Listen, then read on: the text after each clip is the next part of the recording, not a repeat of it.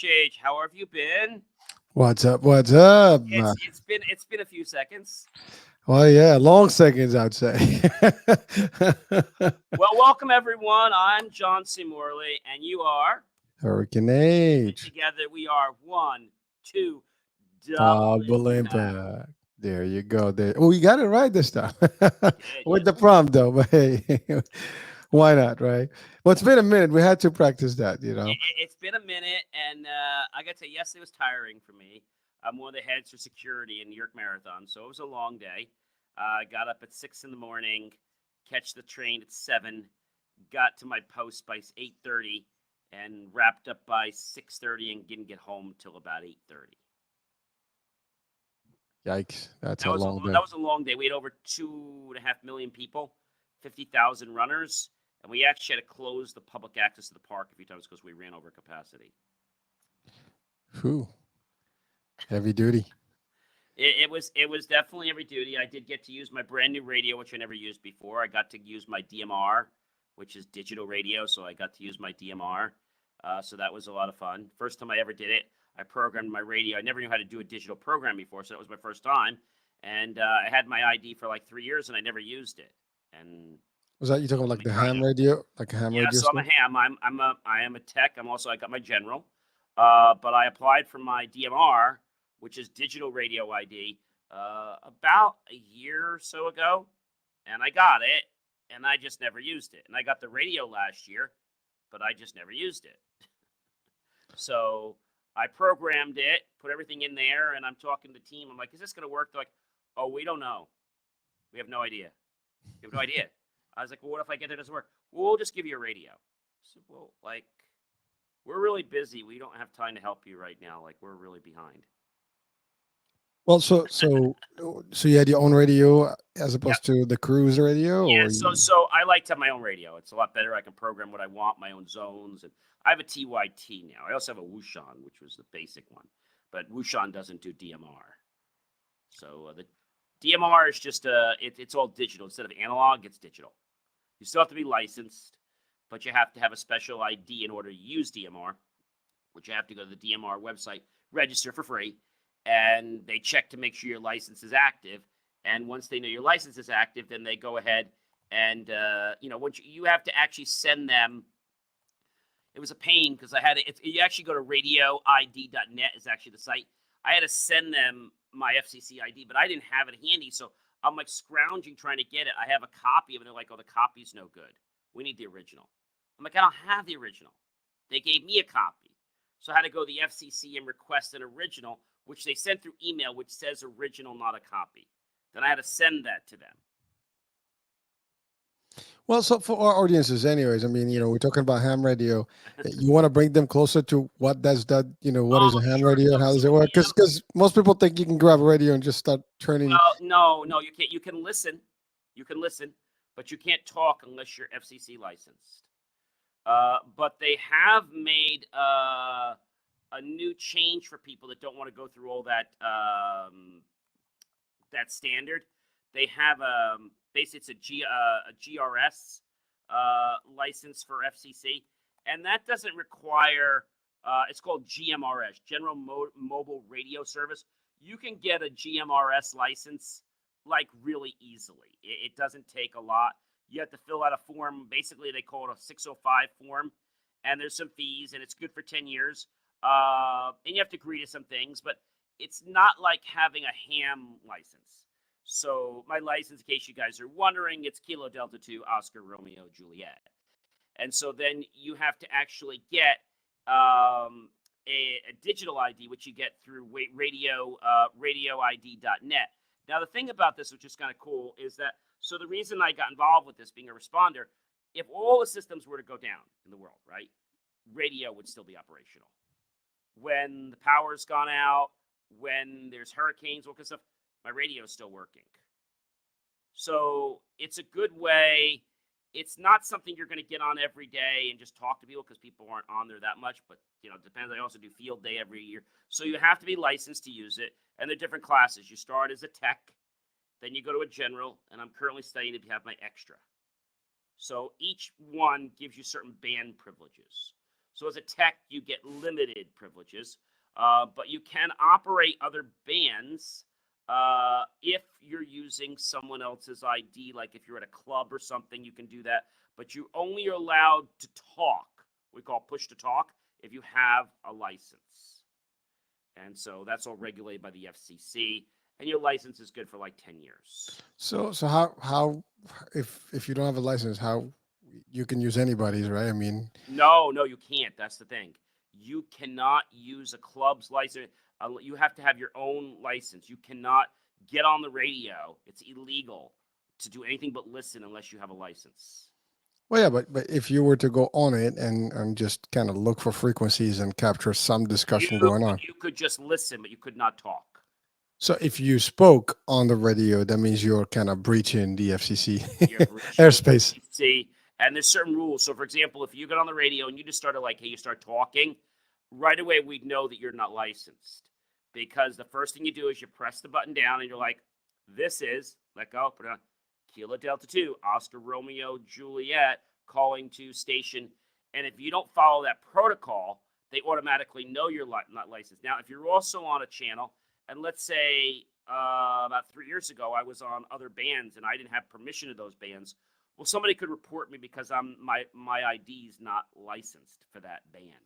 So you can literally go online and you can find out if people are licensed or not. In fact, with the DMR world, which is kind of new, you could type my name and type my state and my city, and you can find my ID to communicate with me. Now, how's that different from, let's say, those guys, the truckers, and I mean, So truckers are CBs. all right, so it's not the same because I mean, No. for the common person, it sounds like a radio talk, push to talk, and you gotta, turn frequencies up, and that's it. Now it's military grade, typically.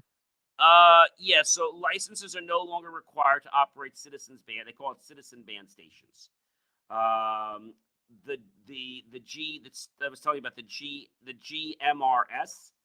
It's basically it's limited service where you can have a few frequencies. It's basically set up so that if you're helping like an OEM or responders, they'll give you a radio program with your GMRS that they've chosen. And there's certain frequencies that are only reserved for GMRS. They won't span the globe. They're just for local communication. So you have two types of communication. In a regular ham radio, you have what we call simplex, which is just going radio to radio. Then you have repeater, which is repeater to repeater. So if I talk to my repeater, the repeater sends a signal back out. But what's interesting about the repeater, without to get too involved with this, in order to talk to a repeater, you basically have to have a password. Although we don't really call it a password, we call it a squelch tone. And the tone has to be one in and one out. If they don't match, the repeater will just ignore your conversation. So there's a lot. If you're interested, you can get licensed to be an FCC ham, and you'd be doing the world a great service. So that's what I do at the New York Marathon. I'm one of the top hams, and basically we communicate back and let people know what's going on. And we have 250 people on the radio that day, just with our group. Well, so just a curiosity for people who have not, I mean, it's one thing to watch the marathon and another one to operate in it and facilitate some of the services. So how was that experience? Well, this is like I've done this like 4 times already. I didn't do it COVID. So the New York Marathon takes place in Central Park. If any of you know the Tavern on the Green in New York. So that's kind of like the base for it. And then basically there's like a dirt road and we're like down the back. And every part of the marathon, wherever you're going, has places you can and can't get into. So I have a 1-2, which is a pretty high level. 1 stands for operations, and 2 is just my area. So 1 is like all operations. So in order to get in like certain places, like for example, if I want to cross the finish line, if I don't have a 1 on my badge, I can't go near the finish line. If I want to go near the tents, I can't get near the operations tent if I don't have a 1 on my badge. And so they're looking, they're security people, and they're watching to see if you have a certain number on your credential. And what makes matters even more fun that day is so you get there, and before the whole race starts, about 2 weeks before, they're getting people dropping out, and I got into this, by the way, by accident. I don't know if I told you this. So a good friend of mine in Franklin Lakes was sick and said, "Hey, John, can you help out with the marathon?" I said, "I guess. I don't know." And so they asked me to come and help. And I get there, and I can't get anywhere because all the streets are like closed. It was a mess. And so you have to get your credentials. They give you your credentials and your jacket. And when I get there, I said to the lady, I said, "I think I've got the wrong credentials." She said, "Oh, no, this is your name on it." I said, "I'm just a newbie. Like, I'm just like an operator. I'm not like operation or anything." She said, "No, this is your name. This is your thing." So apparently they had promoted me, and this was only my first time. And I was like, "Oh," and it was just kind of a learning experience. But when you're there, HH, and to the members or watching, uh, it's this whole underground world. Okay, so for example, we have six. When I say six, six fully mobile ICU hospitals. That means that if somebody needed help, whether that's massaging, and they were very busy, whether it's surgery, they have full surgery centers there. The only time you have to leave the facility is if somebody was going to die. Other than that, they can handle everything at the facilities at six of the mobile hospitals, and these tents are huge. They're not small; they are huge. And each one of them, to give an example, how many first responders are there? And they're like the red. We've got, I think they had about 10 doctors, and I bet they had I gotta say they probably had close to 1,500 responders. And so they have one tent just before the finish line because some people like they pass out just before the finish line, and then there's a tent about 500 feet after the finish line. Those are the people that don't realize they need help, but they can't make it anymore. So there's a tent there, Wow. and you've got operations, you've got phones, you've got numbers. So you've got 26 point some miles. There's a mile captain. There are different people at the miles. So I run family reunion. So I'm getting thousands and thousands of people. I'm making sure people understand this is family reunion. There's no access to the park here. On my left is ANC. On my right is B&D. And it's just trying to get people's questions. "Oh, I'm looking for P. Well, you're on the wrong street." So it's doing that. It's making sure people don't cause any problems. I had 6 cops with me on the street. It was a very, I'll say, non-eventful in the sense of safety, which was good. But it's a long day, HH. I mean, you're on your feet literally all day. I've had a few events in my life, so I can relate to those long days, and then especially when you're doing activities, festivals, and parades and stuff. So a lot of years back, we used to do a lot of sponsorship in like the Puerto Rican Day Parade and some Okay, other ones. so you know what it's like. This is a little more. This is challenging because you're on your feet and you're fast going. So like if somebody's here, you got to go here. Whoa, whoa, wait. You can't go in that way. That's not an entrance. Security's over here. Like you got to be, your eyes got to like be all over yourself. Well, I yeah. had 6 cops this year on my street. Last year I had 2. We had 20,000 last year. We had 50,000 this year. Wow. So Well, the other thing too is that people all want to go over to the park, right? And I guess they don't know that every November 3rd it's the New York Marathon. And like, this has been going on for years and years and years and years. And people are like, "What's going on today?" Well, Trump's in town and we're just trying to block the streets off. Really? No, it's New York Marathon. Oh, that's today? Yeah. Oh, how long does that last? An hour? No, it lasts till about 6, 7 o'clock night. Oh my gosh, how do I get in the park? Oh, you got to go down to basically to 61st. 61st. This is 66. Right, you got to go down to your left. 61st. If you have a ticket, you can go to 62 and you can get to the grandstand. So it's a very a lot of people don't listen, and they just don't get what's going on. But there's so much happening. I mean, they've got a mobile call center, okay, which is their command center, and I got to tell you, they got to probably have about 200 people in there. In our RCC radio command center, we have 4 people there, and we're patrolling 250 people. But then we've got the whole net control in another tent, which handles medical, which handles everything. So there's a lot going on there. And we have the FBI, we have the CIA, we have the NYPD, We have FEMA there. So we have 2 agencies there. It sounds like a logistical nightmare. Getting there, I got to tell you, when you get there in the morning, I had to leave early. I'm in New Jersey, and there are no buses really leaving here until 7 a.m. So I got up at 5 a.m. That's the real 5 a.m. after the clocks had to basically, they had we had to go back. So 5 a.m. Got up, had breakfast, got over to the bus stop in Willowbrook about 6:45. 7:02 it took off.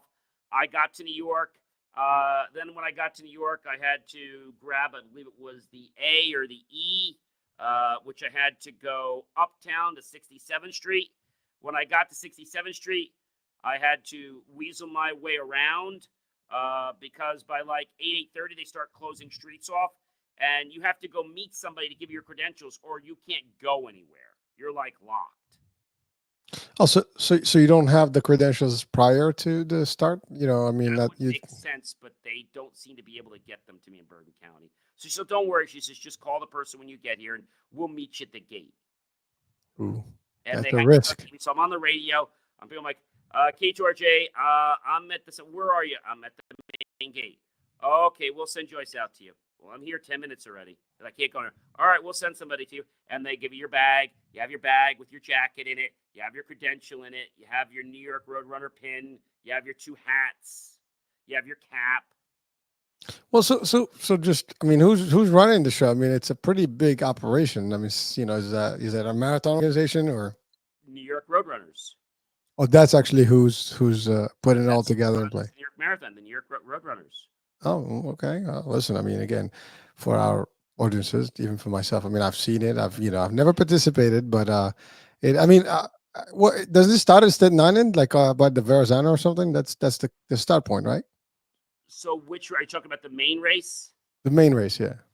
The main race starts out. I'm trying to remember the exact street it was starting at. That was back around. It covers the 5 boroughs with the Hutton meets. So it was basically, it starts on the Verrazano narrow bridge on the Staten Island and passes through Brooklyn, Queens, then to Manhattan, and then the Bronx, and then finishes into Central Park. What was the quickest yesterday? Do you know? Like the first one to Oh, I cross? have to look. I don't have it off the top of my head. My main thing was just making sure people weren't getting injured. Safety first. Well, so talk about safety. You talked about when we kind of briefly talked about the ham radio, and you mentioned something interesting about that when everything else doesn't work, radios work. I mean, that's something that for people to really, maybe we could spend a minute because I know you're a tech, guy. Um, it's true. I mean, you get a hurricane, you get some sort of a storm, whatever it is, blackout, whatever. The cell towers are dead. You have no cell phone access, therefore you can't talk. We've experienced that with Sandy, and I'm sure. What about snow? What about when it snows? Again, snows, yeah. The poles, get frozen, whatever, trees down. I'm such and such. What's the weather on this? What's on this? I can't get. Oh yeah. No problem. I had somebody. I was radioing to somebody because they couldn't get help because the cell phones didn't work, and I got somebody up to somebody to help them because they were stuck on a road.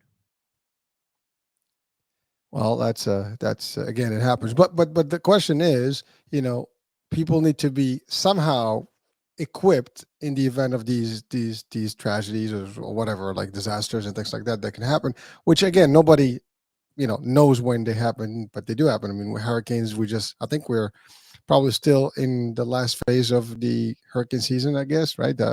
Ends in mid-November or end of November.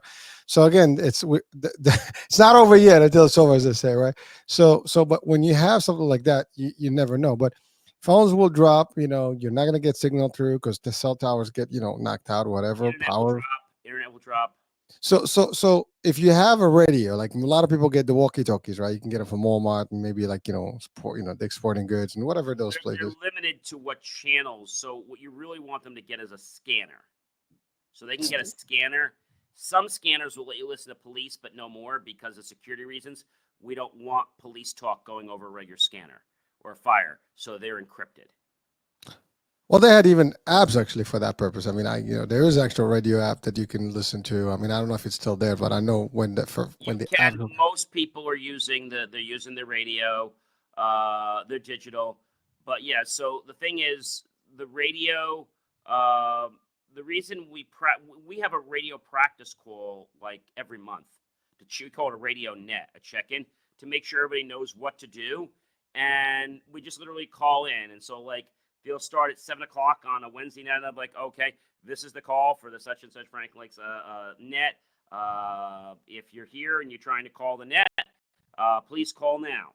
And then I would basically call in K2ORG, calling from home. My signal seems good. I'm checking in. Come back. And they come back and say, yep, John, we read you loud and clear. Thank you for checking in with the net. Any other stations, please call now. Interesting. Well, but again, we go through that whole process. But that's with your ham stuff, right? You Yes. being a license. But like for the average Joe and Jane. The average Joe, you have to realize they're only going to be able to listen. And they can't do much with listening, right? It's a step up from a weather radio. Mm. Right? Well, but how can they communicate? Let's say you want to talk to your loved ones and you kind of stranded a little bit. And they can't use the ham unless they're licensed. They can use GPR. But you have to realize the GMRS I was telling you about is only for local. Like, I can talk to Italy. I can talk to different parts across the country, depending on how the solar system, how the Earth is in certain, because certain impacts of the waves, depending on with the solar, whether it's night, whether it's day. So you've got to be licensed to communicate. No, again, I get that. That's for the ham, for the big stuff. Yeah. But for like the average person, I mean, walkie-talkies, couple of miles radius. CB, you do not need to be licensed for a CB. But remember, CB is not going to go long range. Yeah. So what's that range? Just for people that may be interested, if you know. CB range. Hang on, I'll tell you in a second here. Maximum range here for CB radios. It's going to be for CB radios, you're going to get 50 miles. All right, well, that's pretty decent. I mean, if you're local enough. At 5 kilometers to 30 kilometers, depending on the terrain, they'll expect to get somewhere between 20 and 50, depending on conditions and depending on the situation. I mean, to give an example, we use the CB a lot. My name was Red Baron 2, so it's a little different than the ham radio. And the first thing they teach you when you use the ham radio is throw what you know out about the CB, because it doesn't work. It's not the same rules over here. So I pick up the thing like, breaker. This is Red Baron 2 asking for a 1036. Come back, anybody. And so if you don't, now we don't talk like that on ham. So a 1036, for example, is what time is it? Okay, we're gonna get a crash course on codes right now. Well, yeah. So you got a 1036. There's some other things, like basically we call them CB short codes. Like I said, the most important one is a 1036. Another one is what's your 1020. Yeah, it's like that. Those are the same used by police, like 10-4. Yeah, 1020 is what's your location. Mm-hmm. Well, we refer to as what's your 20, eh? Yeah, 1020. If somebody might say to you, what's your 10? So 1036, it allows people to know for subjects for time. 1036 is a very, very popular one. The one that the police use more things like 1053. We got a 1053 at 7 and 6.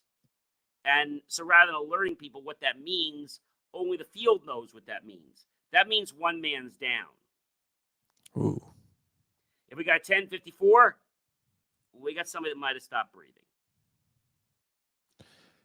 I guess you'd have to learn these codes when you're I guess a first responder. So you gotta somebody else's body say, hey, look, yep, come back. How's my 10-2? Yep, you got a great signal. Or hey, breaker, 10-3, 10-3, 10-3. That just tells you to stop transmitting. Like, I'm in the middle of something, like, don't bother me. Hey, 10-6, 10-6, or 10-7, I'm out of service. Well, if you want to, maybe signal an emergency, what do you say?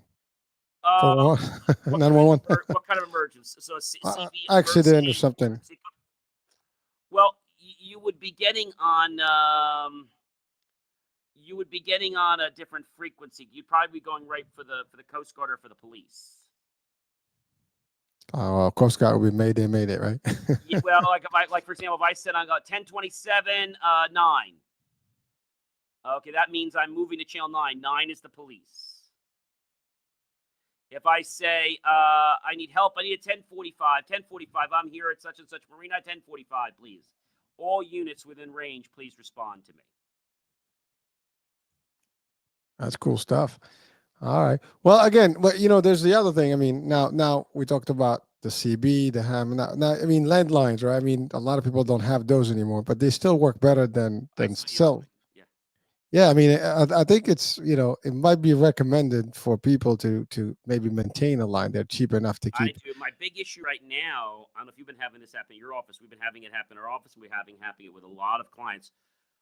Optimum had been going down once a week, and then it's twice a week. Now it's as much as once an hour, and then today it was once every 15 minutes. Well, let's not jinx it because that's what we operate on right now. Well, they've been having lots of issues. I have filed complaints.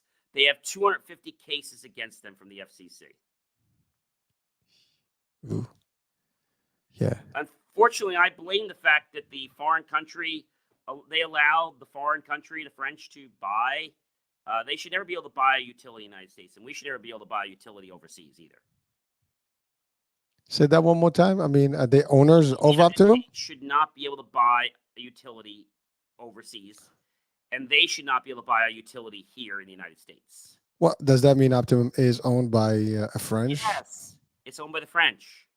Okay. Oh, oui, oui. It's So called it's a Altice French. USA, but it is owned 90% by the French. What's the name of the company? Altice USA. Oh, Altice. Yeah, Altice is an old French telecom. Yeah, so that's. Oh, you know them? Okay.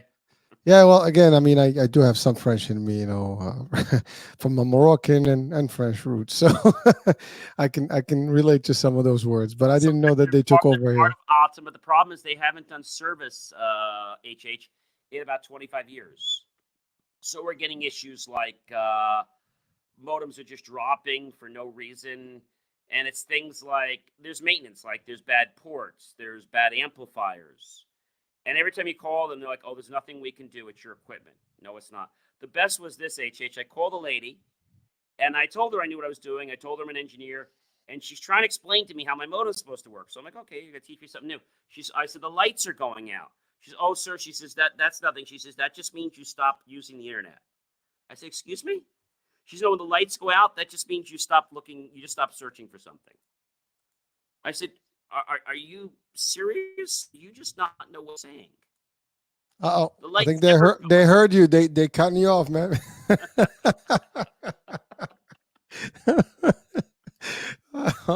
I'm sorry. That was funny. You said that and you were like you kept choppy. So I mean, I don't know if it's my feed, your feed, but I guess we both are up to them. You can file complaints with the FCC, but I just learned something. I have 50 complaints in with the FCC right now, and 7 with the Board of Utilities. So the Board of Utilities in New Jersey cannot go after the cable company because they're actually over state lines. They're over lines, so they have to be regulated by the FCC.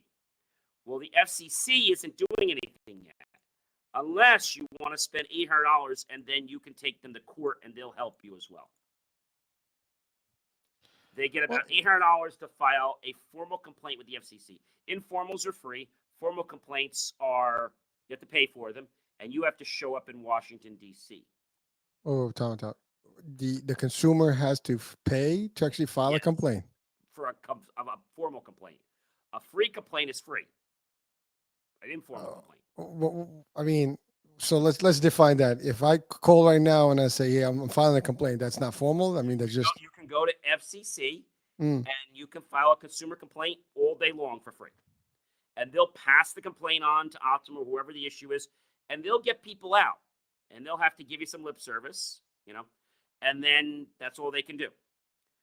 If you want them to enforce anything, you have to pay, and then they'll file a formal complaint, which will be a hearing. And right now, there's 250 case of the Section 110 of Optum in Washington for next year. Well, that's news. Hey, see, folks, now you know if you're watching and you have cable, I mean, whatever, a service provider. I said, I have 175,000 people. I said, I'm going to let my audience know why I'm going out. I'm going to let them know it's Optum's fault. Oh, well, I said, I'm not going to lie to people. Why I got knocked off the air wasn't my fault. I said, it's your fault. I even told him, I said, if you guys keep this up, I could lose my broadcasting license. So if that happens, I said, we're coming after you. Well, you are a Yeah, registered journalist. You have a media company. some TV stations will ban you if you are, let's say, neglectful or intentionally breaking things. Even if it's not your fault, if you keep doing it, they will break you from streaming to their service or being on their server, their net. Well, so let's talk about that. I mean, even TV and all these guys. I mean, they do use internet, so they have a provider themselves. I mean, and the providers are the same ones in the area. So how does Yeah, that work? it's just where they're coming out of, so different places. And I will also tell you this: companies that are using DHCP, no issues. The static is having lots of issues. There's a lot more overhead to manage the static. Well, you just throw an acronym there for most of us would be Okay. like Chinese right now. No DHCP is offense. Dynamic Host Configuration Protocol. It means when you plug in your modem, you get a number automatically. Every time you connect to the internet, you get a different IP number. When you're static, you pay $10 more a month and you get the same number all the time. Helpful for people that want to run cameras from home, that can't use a DYNS service to map their number, or somebody that always wants to tunnel into their computer and know the number. They can use a static, but they got to pay extra for it. So Optim's having issues with the statics. And literally, like I said, in the office, and we're working, like all the phones go down. Everything goes down. The phone goes down, internets go down, cameras, everything goes down. So there's a problem. So recently, I've called them now at least 20 times. And I said, I'm getting ready to file a formal FCC complaint against you. I'm going to be number 251 in Washington, D.C. I'm going to submit these calls that are being recorded here to the judge and let them hear what we're saying.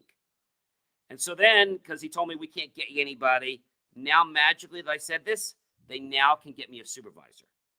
I've been asking for a supervisor for 2 weeks and they couldn't get me one. What's with that? I mean, like you ask someone on a call center, I need to speak to supervisors, and they give you like hell about it. Like, folks, I can never get that. I mean, listen, I don't want to brag, but I mean, at a higher level than a supervisor, and someone wants to talk, I would be available to them. And at least in our industry, if someone wants to talk to the president, they can talk to the president of the company. I don't get that concept when someone calls in and they say, "Hey, can I speak to a manager, a supervisor, a director, a VP?"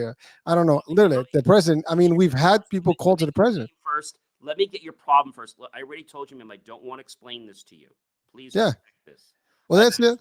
3 times to please transfer me. So when I talked to this one guy, I said, "Oh, David," I said, "I'm the person you don't want to talk to." "Oh," I said, "I'm getting ready to sue you. So I was hoping you could probably get me up to a manager, maybe prevent that, because we're going to FCC filing court, formal court, UCC filing." And he said, "You want to talk to supervisor?" I said, "Yes, I do." "All right, let me see if I can find one for you." Now he suddenly can find one for me. I'm sorry. That's funny, that expression. Let me find someone for you. I mean, if anyone that manages a call center, there is supervisors in every corner of that call center. There's no way you can operate a call center without supervisors and managers. They're not there, but you can still get it. Of course, they're on the line. I mean, you just kind of switch over to them. Well, that's the other thing. They're all in meetings right now. They're all in a meeting right now. They're on a conference call. Yeah, that's bull. That's BS. Well, here's the other thing that I don't get is like when you speak to these people, and they want to transfer you, like whatever happened to warm transfers? Like I mean, that's a pet beef of mine. So I mean, what happens now is because you've gone through the whole call, like, "Hi, yeah, I'm going to get my supervisor." So they tell you who it is. They answer the phone. "Thank you for calling Optimum. Good morning. My name is such and such." I said, "Good morning, such and such. Are you a supervisor?" "Yes, I am." "Okay, fantastic. Thank you." I said, "Are you aware of my situation?" "No, I'm not." "Okay, there's an issue." "Yeah, I heard some words back and forth, but no one told me anything about what your problem is." So I've called him multiple times, and then I told this one person that they gave me the wrong information. Then the lady says, "Oh, she did give you misinformation. That's not correct about the modem lights going out all the time because you stopped searching the internet." Like, I was like, well, so this is actually I want to say this. This is a message to whoever gets this show eventually today, tomorrow, and a million days, years, okay. whatever. Bottom line is, if you run a company that provides a service and a call center and a customer service call center specifically, let's be clear, folks. I think there's room for improvement. So process improvement should be a part of the stuff. I guess effectiveness optimization is a key word that we can use. You know, we need to start looking at these things. I mean, you have all these surveys. Please hold for a brief survey so you can give your 1 to 10 or 1 to 5 rating. Well, I mean, again, what's the point of having that? I mean, at the end of the day, the idea is that you want to service, the clientele or your customers and be able to guide them through the process, right? Well, if that's the case, then we have to look at these calls and listen and do more stuff and educate. I think the staff. I think that's the other part that I've seen, that it's lack of training. By the way, I'm not saying this just for this particular instance.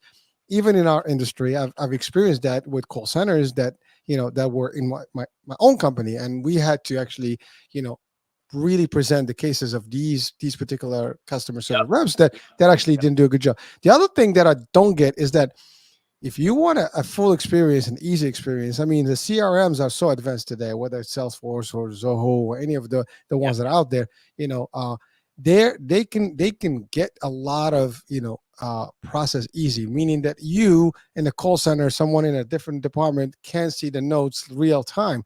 And that's the thing that I don't get. Like, why is it that some of these companies are still like silos? One department, you put a notes here, no one sees Well, those notes. what it When is, the they don't get the number. So like I put the number in, or they get the caller ID. Like we get the caller ID that pulls up the record. She's like, "Oh, I'm sorry, your caller ID didn't come through the system. We are having a system problem." Well, you give them your name. They should be able to look you up. It doesn't matter. There's like at least common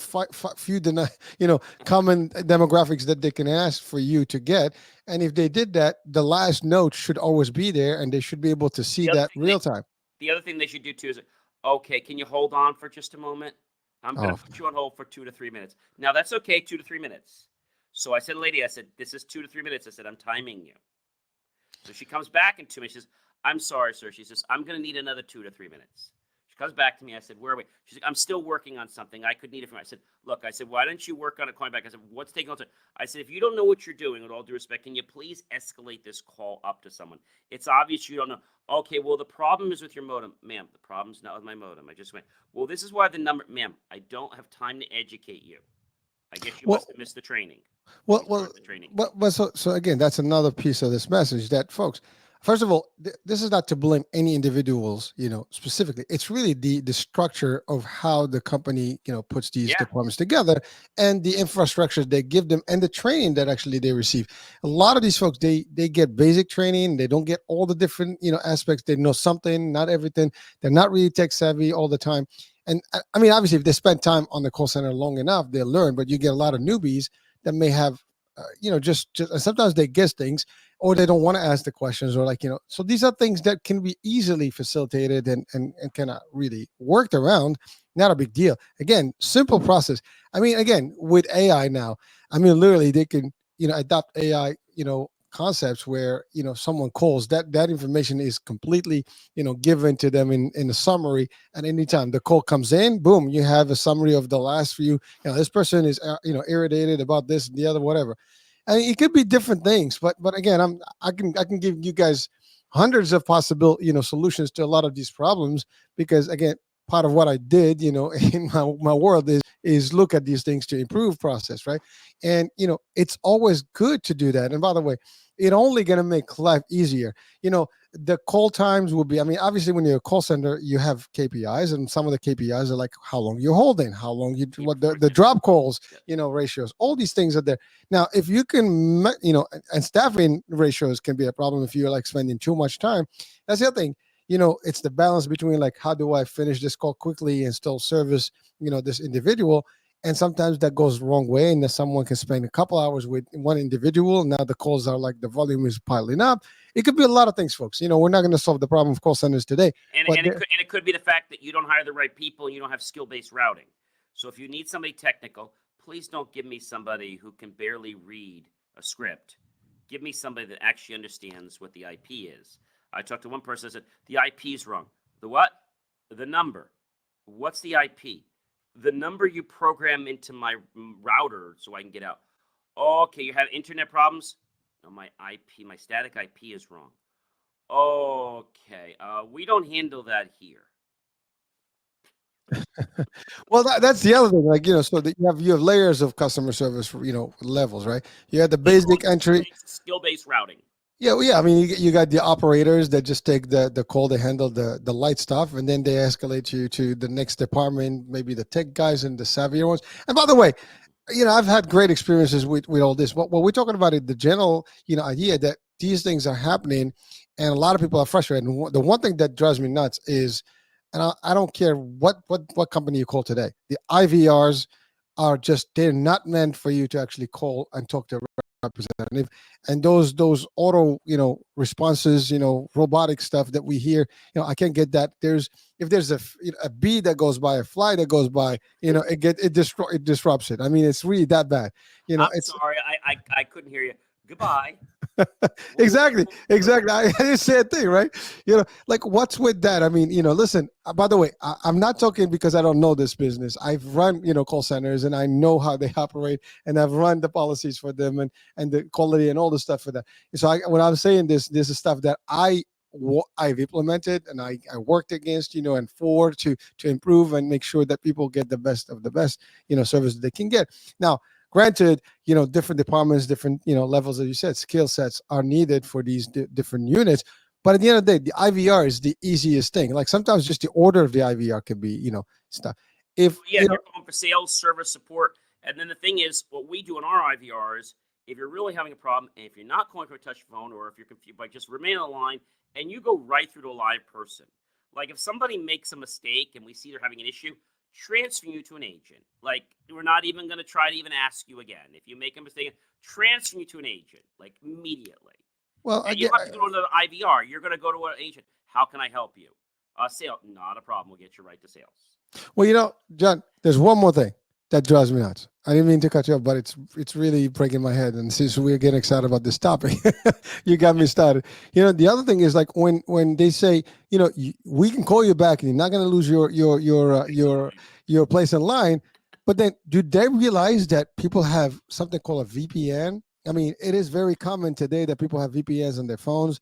And there's services that are provided by the carriers. For example, if you have Verizon, AT&T, whatever, and so your VPNs are you protective, for your IP, whatever, and your identity and all this stuff. A lot of people kind of filter calls. If you're not on my note, like I can tell you this, if you're not on my, my phone, you're going to voicemail. If you don't leave a voicemail, I'm not calling you back. So that's just a simple thing. So, when these calls, tell you this, and you can save the number. Let's say you have Optimum on you, like Optimum customer service hotline. And by the way, we're not picking on Optimum, but We we are we talking. we're talking just in general. But you have the number on your phone, but the call comes in from some sort of a 800 number or some toll free number. It's not on my phone. It's not gonna register. It's just gonna voicemail it or even drop it. And that's the thing. So I just lost my spot on the stuff. So now I have to wait an hour or stuff. What am I supposed to change my phone setup? I mean, there's got to be something to be done about these things, and the system should recognize if it's I don't know if it's a VPN. Maybe there's an override to it, for those things. Maybe there's something that they can tell you. Here's a number that we're going to call from, so you can actually remove it. The number will be calling you back from an area code 908-432, or they'll tell you that usually. Well, if they do, then that's fine, but they don't tell you anything. I mean, remember, I'm talking about when it's automatic, response. They say you don't even speak to someone. It's just the system says. I had this the other day. I was on hold with somewhere, and they said to me, "You will not lose your place in line. Press 1 to continue holding, or press 2 for us to call you back." Great. We see you're calling from. Would you like us to call you back at the number? Yes. Please One. note you'll be receiving a call back from phone number 908. That was like, okay. Please be sure to wait for our call. Then I get a call back. Before I hung up, it's like, now, would you please state your name so we can announce who the call is for? So at the end, they're like, can you please say your name? So I say my name. It's like, so they call back, hi, this is Morgan from XYZ, and we're looking for, and then they say my name. I was like, that's kind of cheesy. Like, they shouldn't have to say my name, but it's like. Well, again, at least yours, that was not a bad experience. I mean, for me, that shit doesn't work. Sorry, they just don't come through. I mean, I have to tell you, like, it's a pain. I have to call back, and I have to. So I'm like, no, press 2 or no. I just wait. I'll just do my thing, and the phone is on speaker until I get someone on the phone. 82 minutes to speak to a representative. We'll call you back. And you call them you call at 8, you call at 12, you call at 5, you call at 6. I mean, some of these places you can't Well, even we're get so home. busy right now. We've got like 500 calls because we had this, we have that. I'm like, well, that's not my problem. Like, it's like, Well, I mean, again, anyone who runs call centers, they know this. Mondays is usually the worst days. I mean, because everybody and their mother is going to call first thing in the morning. So you expect high call volumes in those peak hours. It gets a little if you better, I want to guess, call towards the the end of the week. government, a tip for you guys, if you ever have to call the government, you can call the government and you want to call the government at 7 a.m. in the morning, not a minute earlier. If you call them after 7:30, 8 o'clock, you might be waiting for an hour or two. If you call the IRS, if they ever call them right at 7 o'clock. You'll get right through. You get right to the IRS. That's actually, I would say that's exciting. I mean, damn immigration, all these I get agencies up are in the tough. morning. I dial the number. Good morning, IRS speaking. This is Miss Jones, agent. I was like, wow. I was like, wow. well, And well, I called well, one. John, what the hell you call the IRS for, Oh, man? what That's happened? one unit you don't want to call. So I'll tell you what happened. So actually, last year, we had some bad hacker have all these protections, but people still lie. And they actually filed a false return on me and my business. Ooh. So, not my business, just me, not my business, my me, state and IRS. So we're trying to file this year, or it was for last year, and we tried to file, and he said it was declined. So it was declined. Then he tried the state, that was declined too. So I called the state first, and I said, yes, my name is Mr. Morley. I said, yes. She says, and you're still working in Texas, right? No. She says, and then she gives me an amount of money. I'm just going to give it. She says, so you made more than $6,000, right? I said, yes. She says, well, this says you made $6,500, and you're still a server at Casaluedo. So what? You're a bartender and a server at Casaluedo in Texas? No. She says, well, did you file for a did you file a schedule? Did you file a regular return, or did you file a Schedule C? I said, I have a Schedule C. I have several companies. She said, well, this person revoked the Schedule C and just did a individual return. I said, well, that's not me. She said, hold on a minute. We're going to get you over the fraud department. So I talked to the fraud department. So now this year I've got to get a number to file my return, and they did that on the state level. So a cautionary, even though I had all these securities, somebody just decided to take my number and just file it. Whoa, time out, because again, for people watching and listening, this is like, kind of concept, right? Why would someone even do that? And definitely, how can they even file if they got to have your social security or something to do Okay, that? so what happens with a lot of these companies where they've had leaks, right? Your social security number is on file. Even though I have all these protection services and they protect credit card accounts from getting open, right? Or bank accounts from getting open. They don't protect filings from the IRS or the state. So somebody on one of these services, I don't know which one it was, but it was one of these stupid services that, you give, it could have been a payroll company that had a data breach. And my social security number got out and they couldn't open a card. So says, oh, gee, we'll file a tax return on this person. Then the best was they claimed I made $6,500 I made, and they were claiming $5,500. So they were going to send me a letter asking for more information. They put down $6,500, but they were claiming $5,500 just in deductions. So they were going to send me a letter pretty soon to ask for more information about why I did that. Well, what's funny is like it's much lower than my regular income too. Well, I again, 65 is like, what is it?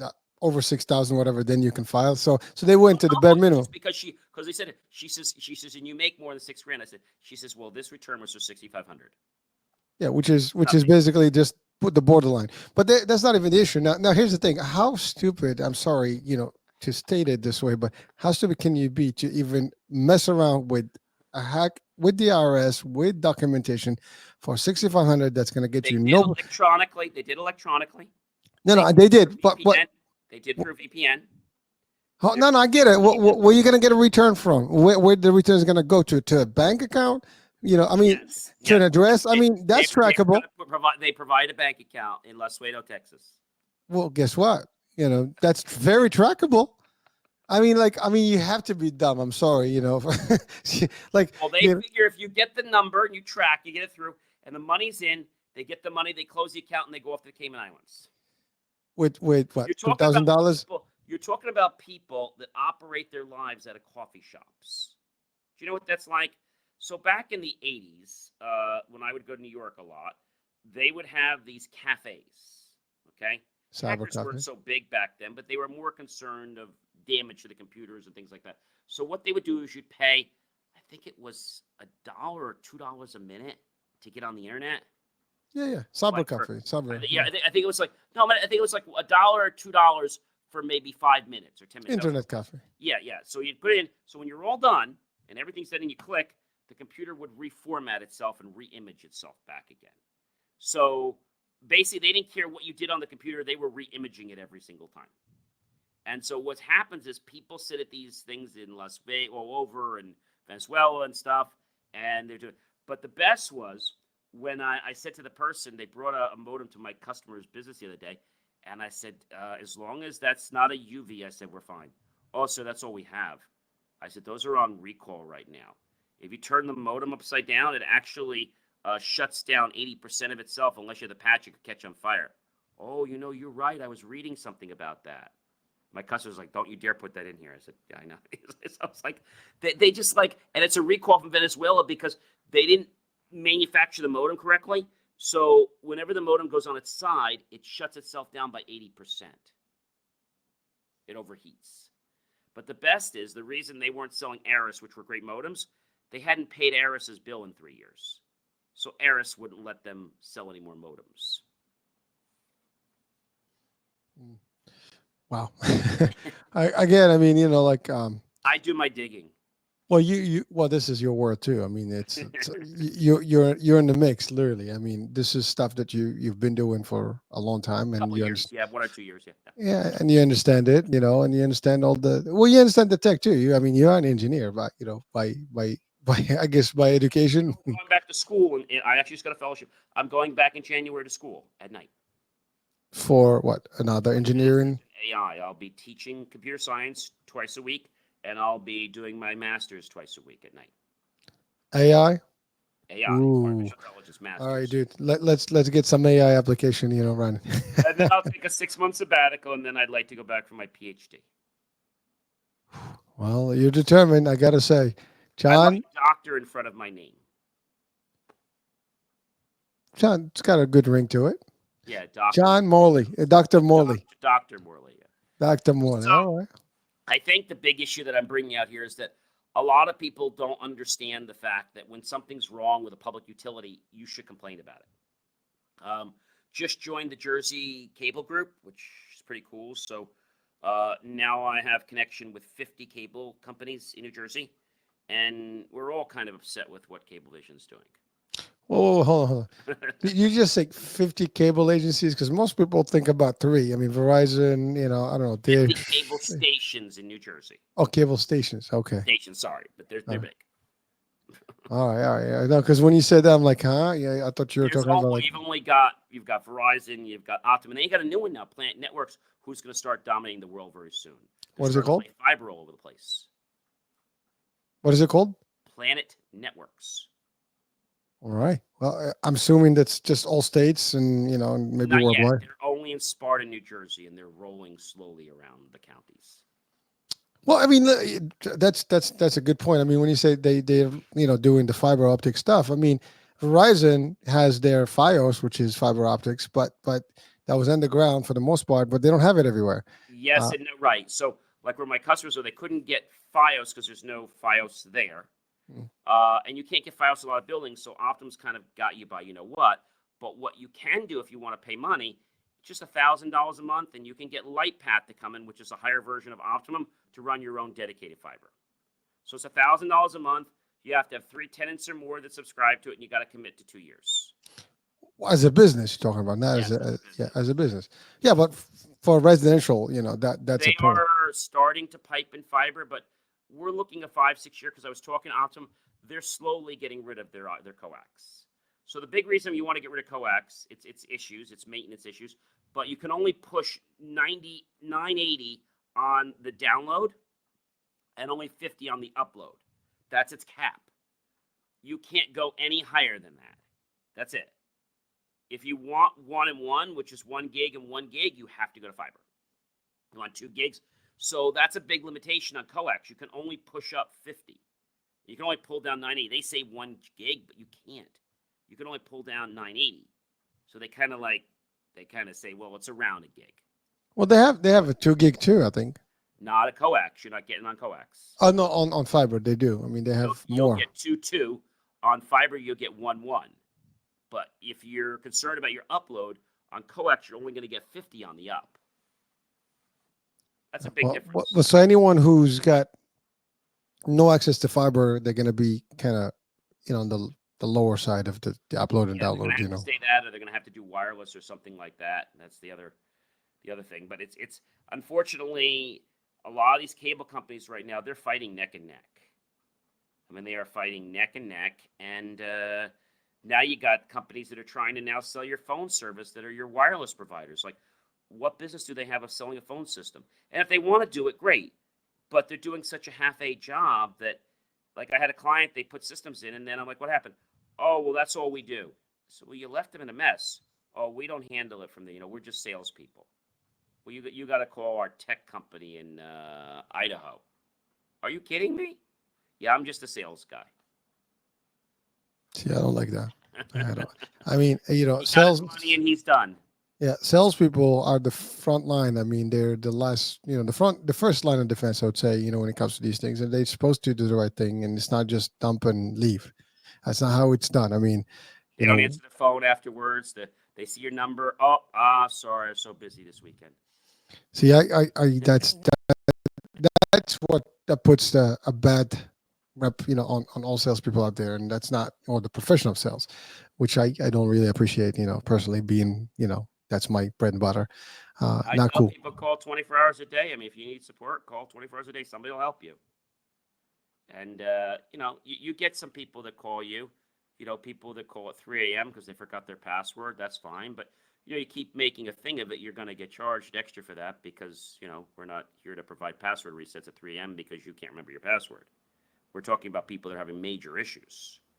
Well, no, yeah. I mean, again, it has to be reasonable too. But they're like, oh, I forgot my password, or I suddenly can't get into my phone. Okay, I forgot the password to my phone, or I don't know how to get in my email. 3 a.m. in the morning, if that's an emergency. Is somebody dying? No, I just decided I want to check my email and I couldn't get in. Yeah, most of the businesses, they close at a certain hour. So I mean, some services are 24/7. So I think if you promote it as such, because we do hospitals and doctors and things like that, and that's okay. But even them, they don't call later than 10. We used to do the restaurant industry, and we stopped that because we had a lot of those restaurants just sort of burning down. So we would have to do support to restaurants sometimes till 2 and 3 in the morning. But they were terrible, HH, because they would never pay. And the installation would go in, and a year later, the place would burn down, and the lease wasn't paid off. For the equipment? Yeah, and the equipment would just disappear.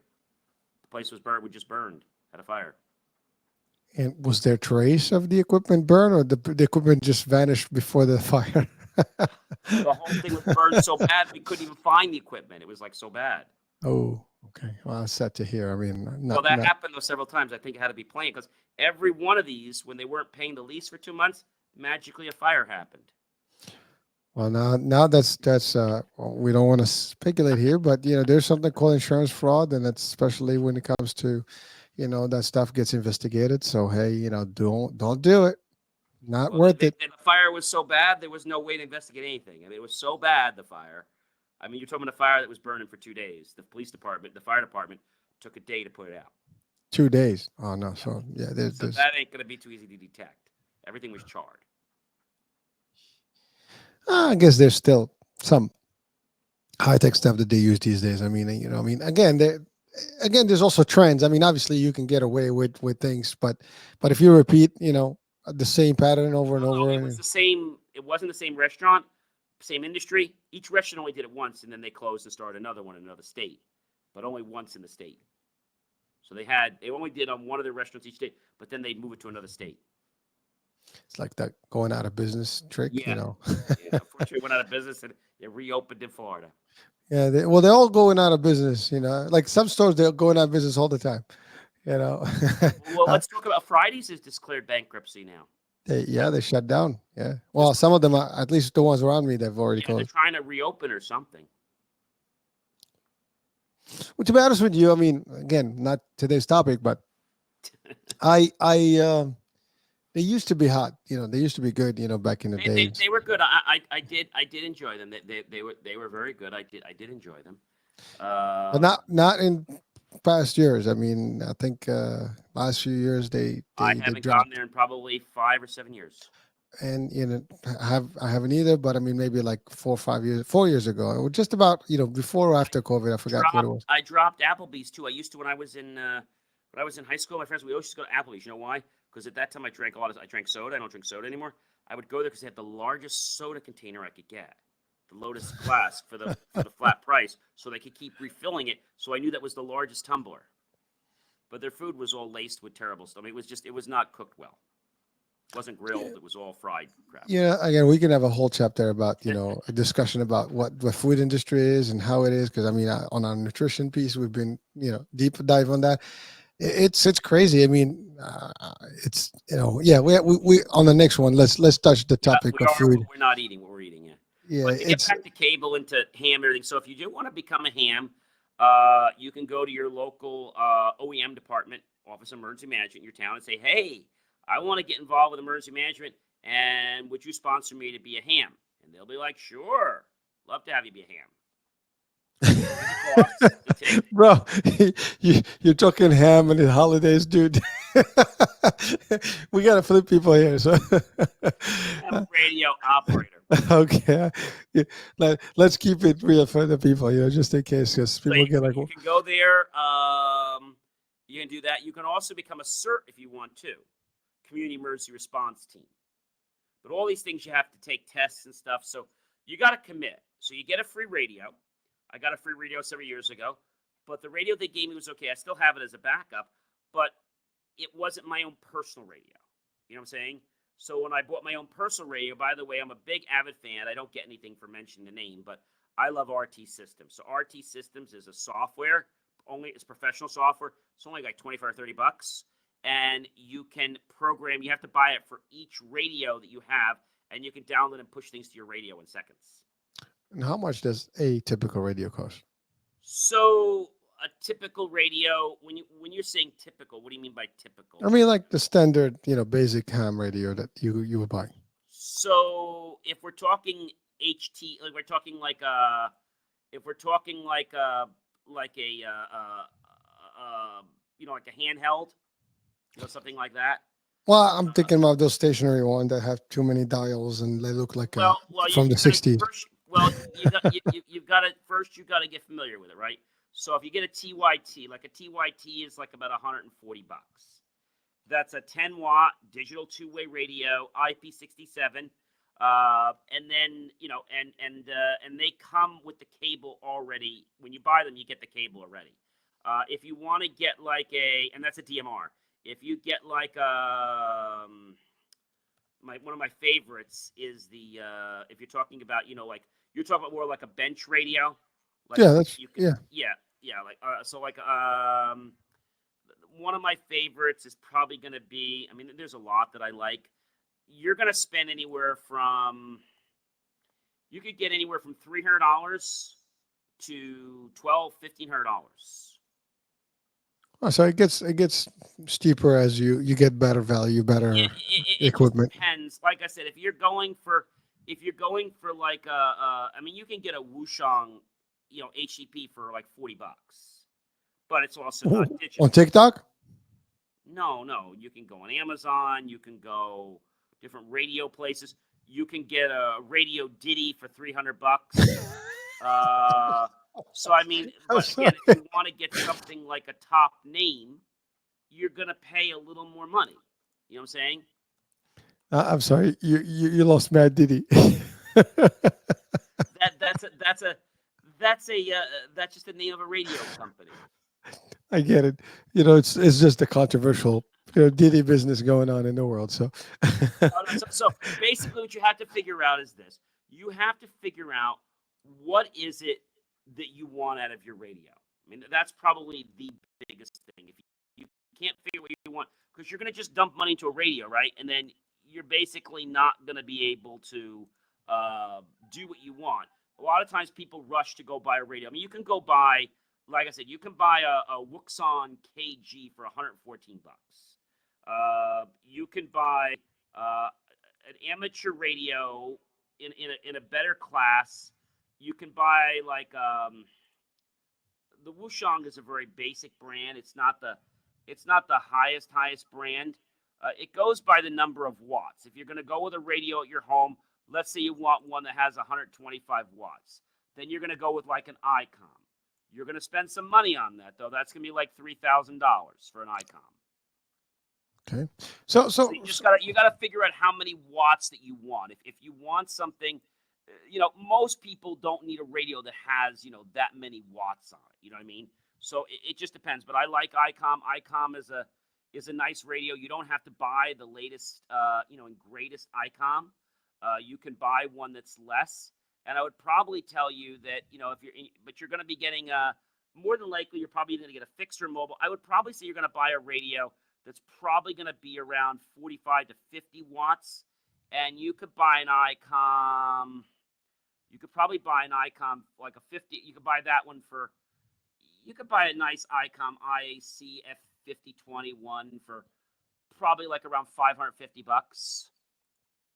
Well, again, I mean, it's an investment, but I mean, the question is, but that's just the radio. That's not the power supply. That's not the antenna.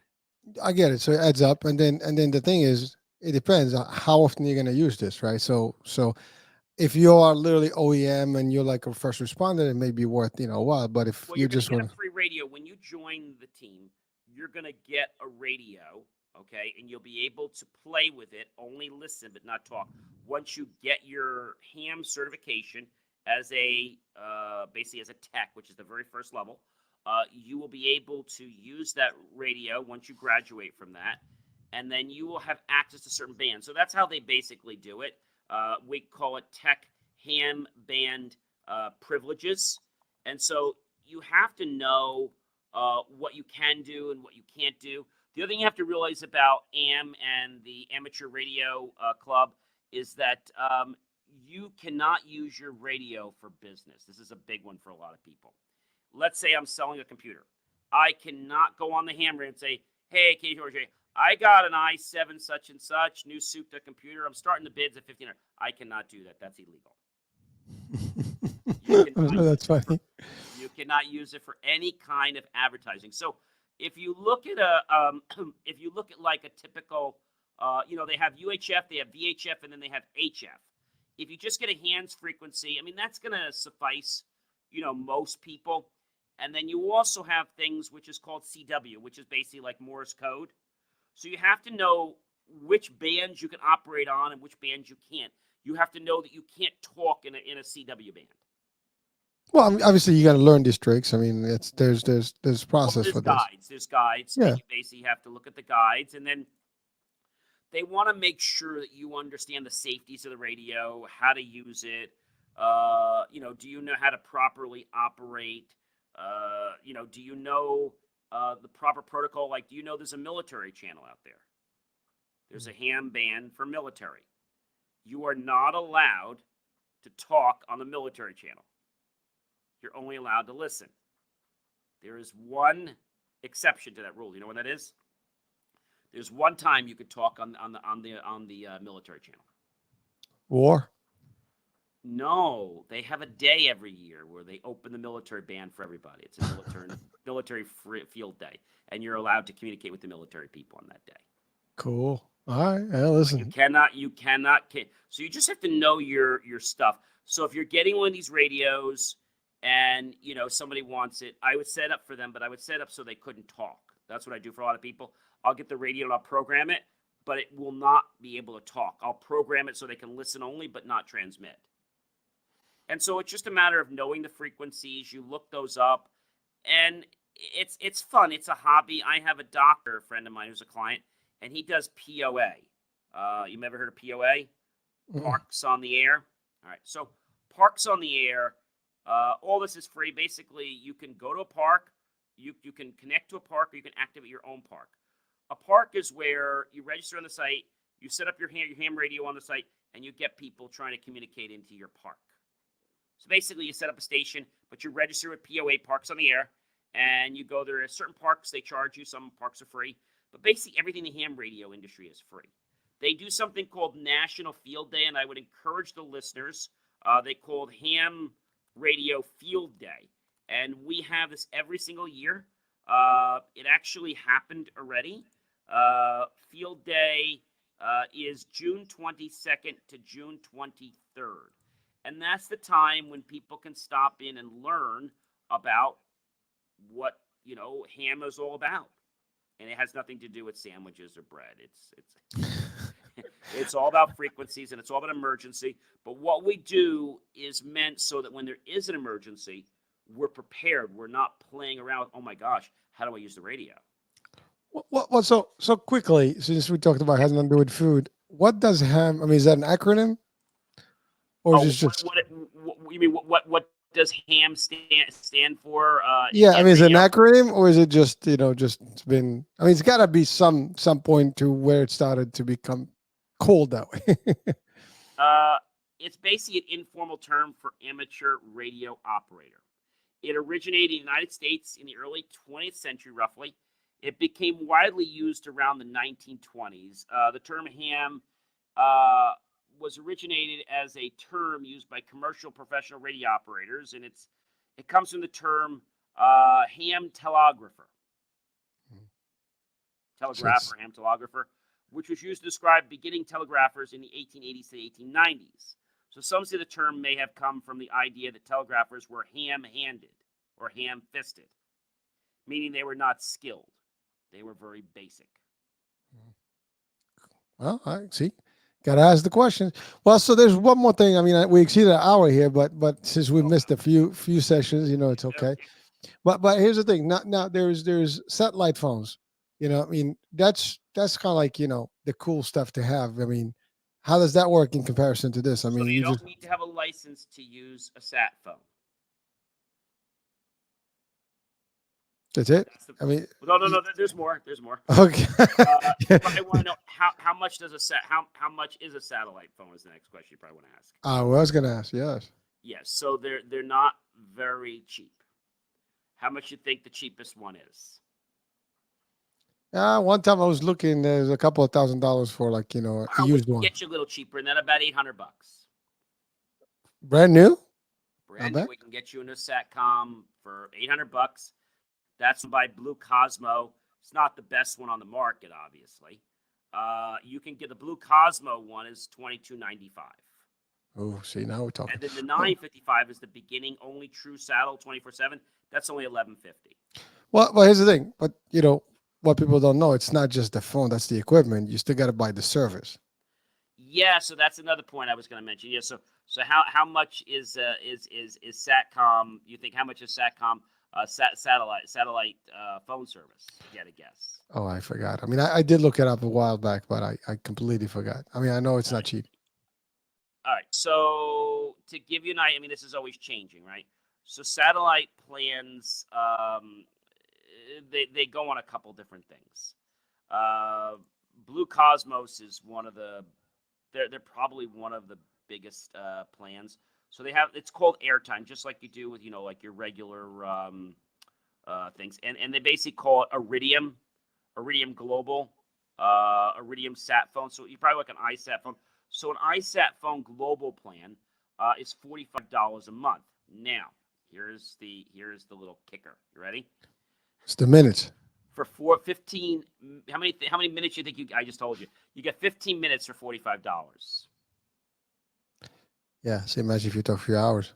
Okay, but we have better plans. If you want to talk more, we have more plans. There's a 60-minute plan for only $60, $59. Just $1 a minute. Well, I mean, it's not bad if you want to talk for 200 minutes. Well, we can do even better for you. It's only going to cost you $119 a month for 200 minutes. 12-month term.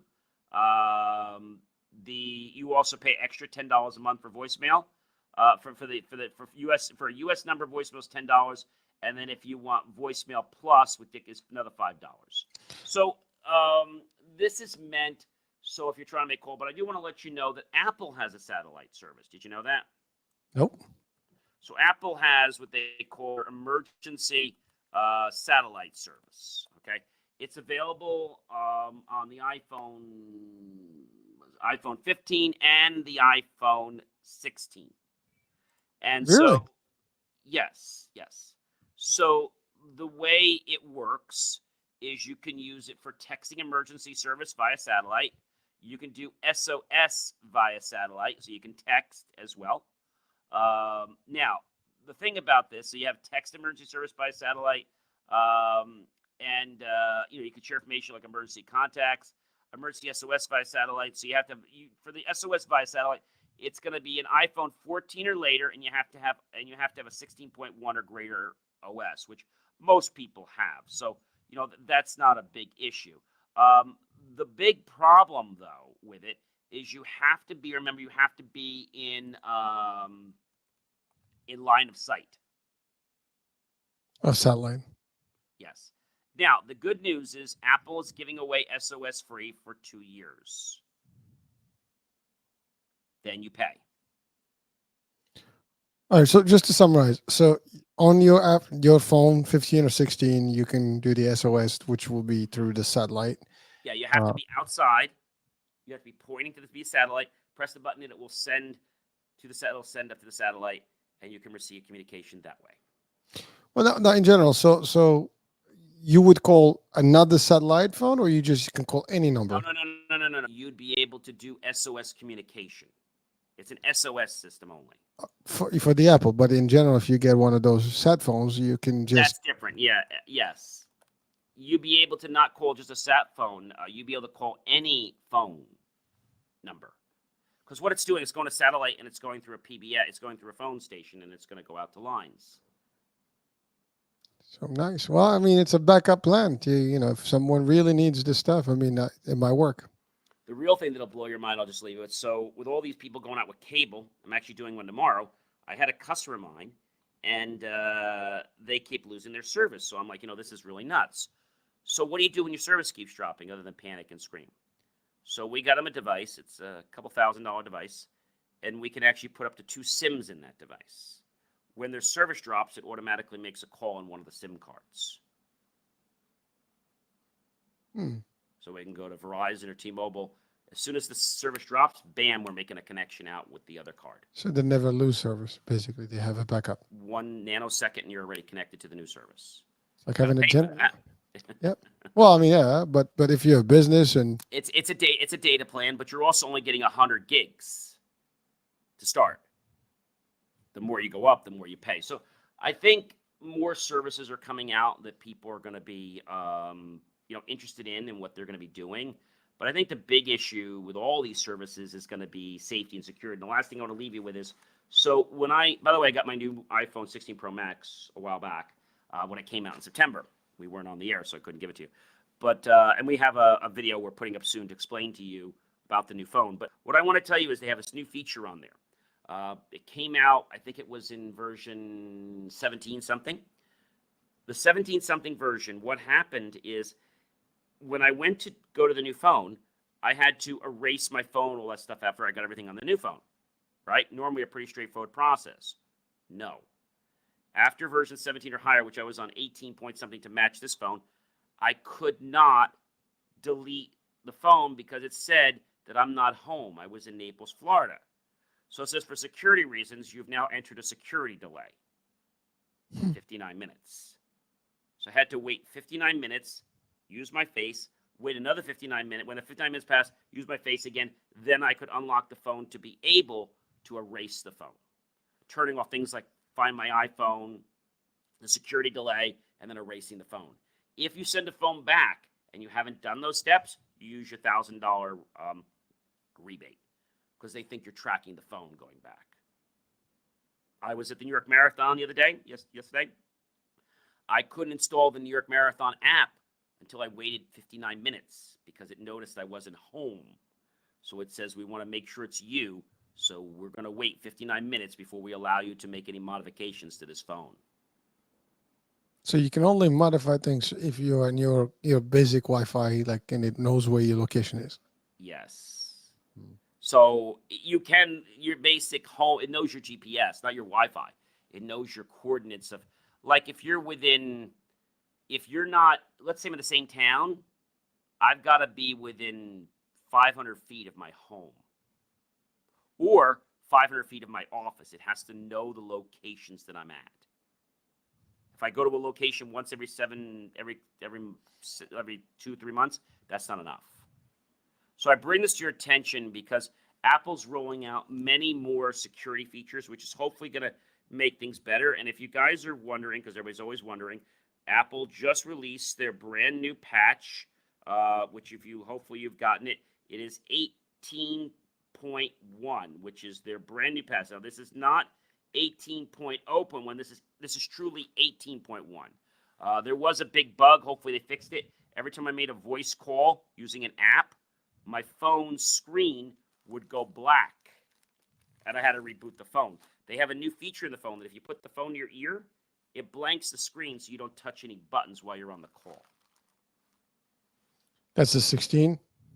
That's 16 Pro Max. Yes, that's a new feature. So I'm just updating now to the 18.1, which the 18.01 was good, but it had that bug. I had to reboot my phone. And by the way, to reboot your phone, you just touch the top button, the bottom button, and you hold the right button down until the phone reboots. So quickly before we close today, what about those internet to go, cards, whatever they have them? Like you can get a portable device, like a MiFi concept, but yeah, sure. Just like I can make my phone a hotspot if I want to. Yeah, exactly. Yeah, what about them? Well, they have these like take your internet anywhere piece that you buy a service. Has that in it too. This $2,000 device has that in there too. Has that option there too. So basically, it's just a hotspot, just like a jetpack. I mean, they've been around for a long time. No, but what do you think of them? I mean, what's that? Safety wise. Well, safety-wise, I mean, they're okay. They're just basically using. They're using Wi-Fi. They're not. They're not crazy. I did just put in on a side note. We might have to cover it for next time.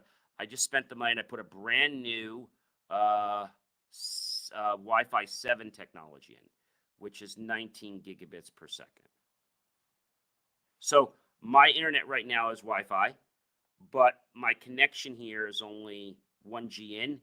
My laptop could now handle, if it can support it, could handle 17, 18 gigabits per second. Now, this laptop can't do this because I think this one maxes out at like 10. But my next one will probably be able to do that. So Wi-Fi 7 is a lot better. It has less crashes. My devices don't collide with each other because now there's 12 or 16 points for thing as opposed to 4. So the Wi-Fi 16.7 router's gone up, but the prices are going to go down. Very, very stable Netgear router, extremely stable. And now they made a little tall tower instead of this flat box. So Wi-Fi 7 is the latest and greatest. And if you're looking to change your router, I definitely would tell you to go to Wi-Fi 7. There are 3 different flavors of the Wi-Fi 7. So you can spend like $300, $600, or $1,200 depending on how much Wi-Fi you need. But you could still get the Wi-Fi technology just depending on how much square footage you have in your home. But I have to tell you, there is a huge difference from even Wi-Fi 6, which I had, going to Wi-Fi 7. It's so much more stable. And when you go to make a change on the router, it doesn't take 3 minutes every time you click a button. So I update my Wi-Fi usually every 3 or 5 years. All right. Well, I guess we're coming to the end of the show, dude. I mean, we didn't. Back again. When will we be back again? Well, was it the first of the month? I guess the first of the month again. So we'll be back December 2nd. Is it? That's the first Monday? That's the first Monday of December would be December 2nd. The first is a Sunday. That's it. All right. Well, listen, we kind of took this discussion, to the world of tech and telecom and Wi-Fi and a little bit of a rant on call centers. We did. Absolutely. We absolutely did. So I think a lot of people hopefully gain some knowledge, and maybe at least if they didn't gain a lot of knowledge, maybe at least they now know maybe the questions that they need to ask when they're dealing with these situations. So right. I'm John, C. Morley, serial entrepreneur. I invite you to check out BelieveMeAchieve.com for more of my amazing, inspiring creations, which we have quite a few of them every single day. The Inspirations for Your Life show. And this week we're talking about the power of intercessions in your life. What are they, and how do you implement them? We also on the radio Yes, Saturdays at 9 Saturdays. Yes, p.m. What is it? Behind the mic. behind the mic. Yes, it's on Saturday nights. Yes, yes. And yeah, I mean LinkedIn. I mean you're all over the place. You know, Well, that's TikTok. why BelieveMeAchieve.com is a great place to go. You just go there and you can share this. And also, I want to let you guys know that we are going to be announcing our first in-person keynote. I'm really excited for this. It's actually going to be, we gave it a date. I believe it's going to be January. We haven't announced it online yet. It'll be the 21st of January at the County College of Mars. It's entitled basically Keynote, Light Bites, and Demos. So we'll be talking about balancing AI in the healthcare industry, the ethics, the technology, the compliance, all with some delicious light bite hors d'oeuvres and some refreshments at the County College of Mars. And right now, I think admission's only like $10 or $12, which is a steal. So if you're in Jersey, New York, you know where to go. All right. Well, so that's it, folks. This is the end. I hope you enjoyed it, as John stated, and we'll be seeing you next month. All right, everyone. Be well and happy Thanksgiving, because we won't see you. Don't eat too much turkey. That's right. Turkey business. Bye, folks. Bye, everyone.